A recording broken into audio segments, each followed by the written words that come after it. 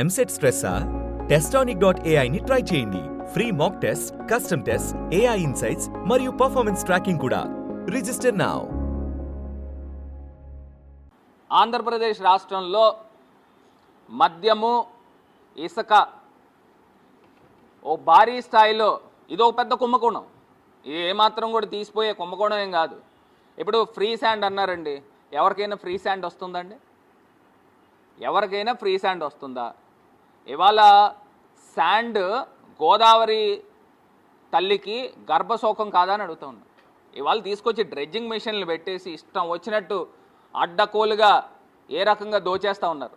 ఇక్కడ ఒక్కసారి ఇప్పుడున్న ఎమ్మెల్యే మామగారు, ఎమ్మెల్యే తండ్రి ఆదిరెడ్డి అప్పారావు గారు అప్పుడు వైఎస్ఆర్ పార్టీలో ఉండి అప్పుడు ఎమ్మెల్సీ తీసుకున్నాడు. అప్పుడు తెలుగుదేశం పార్టీ పైన ఏ రకంగా ఇసుక పైన ఆయన యుద్ధం చేశాడు ఒకసారి చూద్దామండి.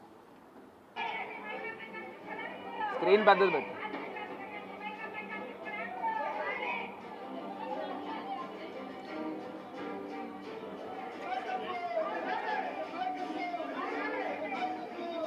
ఆయన ఎవరో ఈవీఎమ్మా?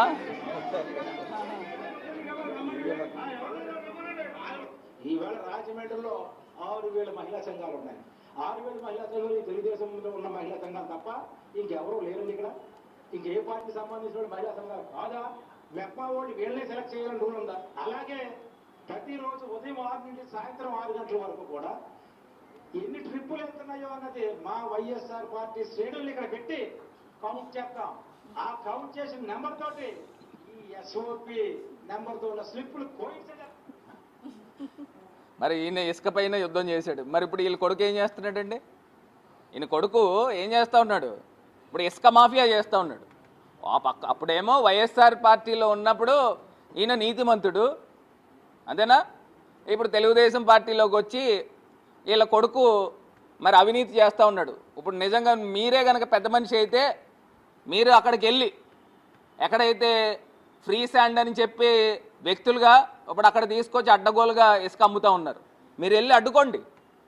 మీరే కనుక నీతిమంతులు, మీరే కనుక నిజంగా సచ్చీళ్ళు అయితే మీ కొడుకు కొంచెం గడ్డి పెట్టండి.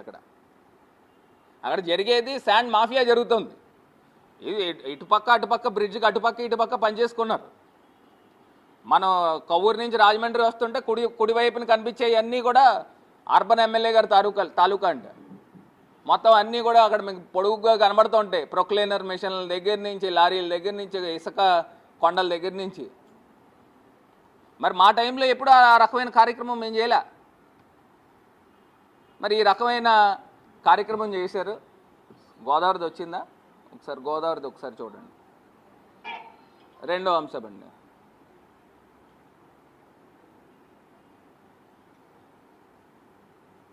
ఇది గోదావరి. మరి పుష్కరాలు ఏం చేస్తారు ఈ ప్రబుద్ధులు? స్క్రీన్ పెద్దది అవదా? ఇప్పుడు ఈ రకంగా గోదావరి ఉంటే అక్కడే మరి స్నానాలు కూడా ఆచరించేది అక్కడే.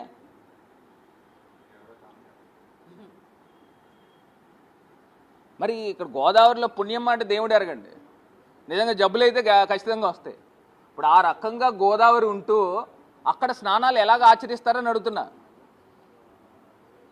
ఇప్పుడు ఇంత దారుణంగా ఉంటే గతంలో శివరాత్రి ముందరు కార్తీక మాసంలో నేను వీడియో పెడితే నా పైన 3 టౌన్ పోలీస్ స్టేషన్లో కేసు కట్టారు. ఒక్కసారి అది కూడా ఒకసారి ఓపెన్ చేయమ్మా. 3 టౌన్ పోలీస్ స్టేషన్లో నా పైన కేసు కట్టి ఆ సెక్షన్స్ ఏం పెట్టారు చూడు. అక్కడ మార్గాని భరత్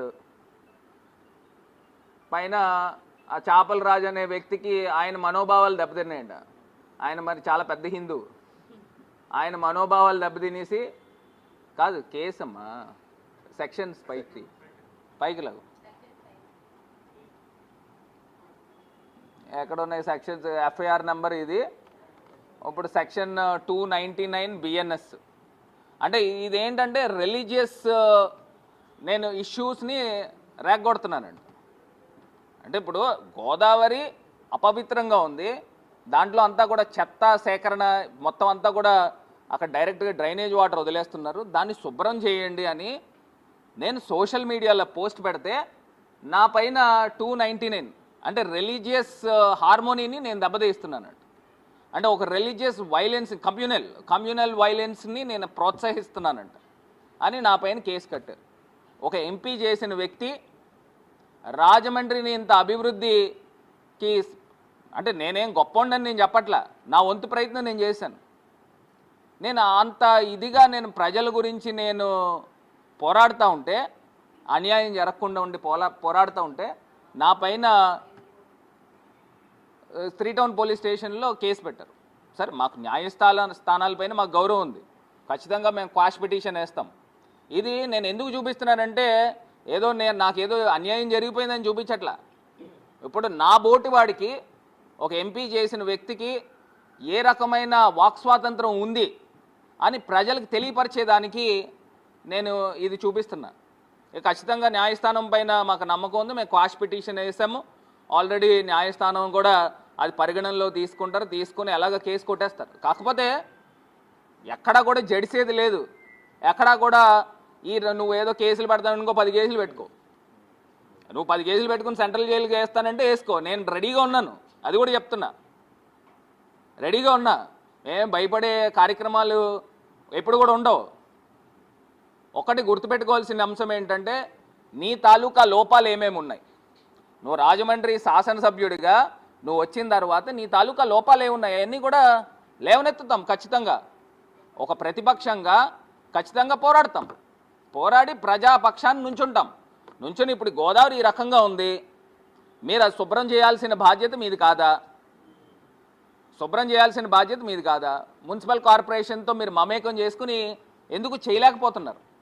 ఇప్పుడేమో మీరంతా కూడా ప్రతి చోట డ్రైనేజీలు క్లీన్ చేయించేస్తున్నాము, అన్ని చెత్త అంతా తీయిస్తున్నాము అని ఊదరగొట్టి ఉపన్యాసాలు చెప్తున్నారు. నేను చెప్తున్నా, గతంలో ఇంటింటికి కూడా చెత్త సేకరణ ఉండేది, ఇప్పుడు చెత్త సేకరణ ఎక్కడ ఉంది అని అడుగుతున్నా. ఇప్పుడు తీసుకొచ్చి ఆ చెత్త అంతా కూడా ఎక్కడికి వెళ్ళిపోతుంది, డైరెక్ట్గా కాలువల్లోకి వెళ్తున్నాయి కాబట్టి మీరు పూడికలు తీస్తున్నారు. గతంలో ఎప్పటికప్పుడు చెత్త సేకరణ చేస్తూ ఉండేవాళ్ళం. ఇప్పుడు నేను అది 100% జరిగిపోతుందని కూడా నేను చెప్పట్లా, ఎన్నో కొన్ని లోపాలు ఉంటాయి. కాకపోతే మ్యాక్సిమమ్ మేమంతా కూడా ప్రజాహితం కోసం పనిచేసాం. నువ్వు చేసేది ఏంటి? పొద్దున్న లెగిస్తే ఇసుక మాఫియా చేయడం, మందు మొత్తం అంతా కూడా రాత్రింపగలు తాగించడం, మూడోది భూమాఫియా చేయడం, ఇవే కదా నువ్వు చేసే కార్యక్రమాలు. ఇవాళ ప్రజల ముందు పెడతా ఉన్నాం, ప్రజలే తేలుస్తారు. ఇంకేమన్నా ఉన్నాయి?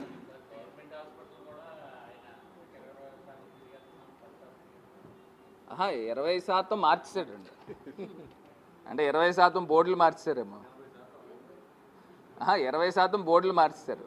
మరి ఆయన తెలివితేటలు ఉపయోగించి జనరేటర్లు, ఇన్వర్టర్లు తీసుకొచ్చాడు. మరి ఏమండి, నేను ఒక్కడైతే చెప్తానండి, క్లియర్గా చెప్తాను. ఇప్పుడు ఆయన ఎమ్మెల్యే అని ఉత్తినే ఈవీఎం అని నేను ఉత్తినే అన్నట్ల ఎంత బాధ్యతారహితంగా మాట్లాడుతున్నాడనంటే, ఇప్పుడు అక్కడ తీసుకొచ్చి ఏదైతే ఐసోలేషన్ వార్డు ఉంది, ఇప్పుడు ఆయనే చెప్తున్నాడు, ప్రెస్ మీట్లు పెట్టి ఏం చెప్తున్నాడు, చాలా క్రిటికల్ స్టేజ్లో వ్యక్తులు వస్తున్నారు, వాళ్ళని తీసుకెళ్ళి ఐసోలేషన్ వార్డులో పెడుతున్నాం. అసలు ఏంటిది? ఇప్పుడు క్రిటికల్ స్టేజ్లో వస్తే వాళ్ళని ఎక్కడ పెట్టాలి? ఇంటెన్సివ్ కేర్, క్రిటికల్ కేర్లో తీసుకొచ్చి వైద్యం చేయించాలి. అంతేగాని తీసుకొచ్చి ఐసోలేషన్ వార్డు అంటే తీసుకెళ్ళి ఒక మూలను పాడేస్తున్నారు. ఆ మూలను పాడేసి వాళ్ళని చచ్చిపోయే రకంగా చేస్తున్నారంటే ఇది అన్యాయం కాదా? ఇది మామూలుగా కూడా వదిలే కార్యక్రమం లేదు. ఖచ్చితంగా వీడియోస్ నా దగ్గర ఉన్నాయి. రేపన్న రోజున ఢిల్లీ వెళ్ళి హ్యూమన్ రైట్స్ కమిషన్ కూడా మేము వెళ్ళి కలుస్తాము, వాళ్ళకు కూడా రిప్రజెంటేషన్ ఇస్తాము. ఈ వీడియో ఫుటేజ్లన్నీ కూడా తీసుకెళ్ళి నేషనల్ హ్యూమన్ రైట్స్ కమిషన్ కూడా మేము అందజేస్తాము, కంప్లైంట్ చేస్తాం. నేను ఒకటే చెప్తున్నా, సరే ఈ ప్రజాప్రతినిధిని పక్కన పెడితే కాసేపు అధికారులు కూడా, మీరు కలెక్టర్ గారిని కానీ లేకపోతే అక్కడ హాస్పిటల్కి సంబంధించి అక్కడ ఉన్న ఇన్ఛార్జీలకు కానీ ఒకటే చెప్తా ఉన్నాం, మీరు ఏదైతే ప్రజలకి ప్రాణాలు తీసే కార్యక్రమం చేయవద్దు అని నేను వారిని కోరుకుంటా ఉన్నా.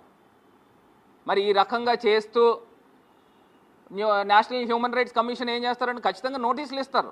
ఈ రకమైన దుర్భరమైన పరిస్థితుల్లో ఉంటే ఖచ్చితంగా నోటీసులు ఇస్తారు. ఆ రకంగా గురి కావద్దని కూడా నేను హెచ్చరిస్తా ఉన్నా.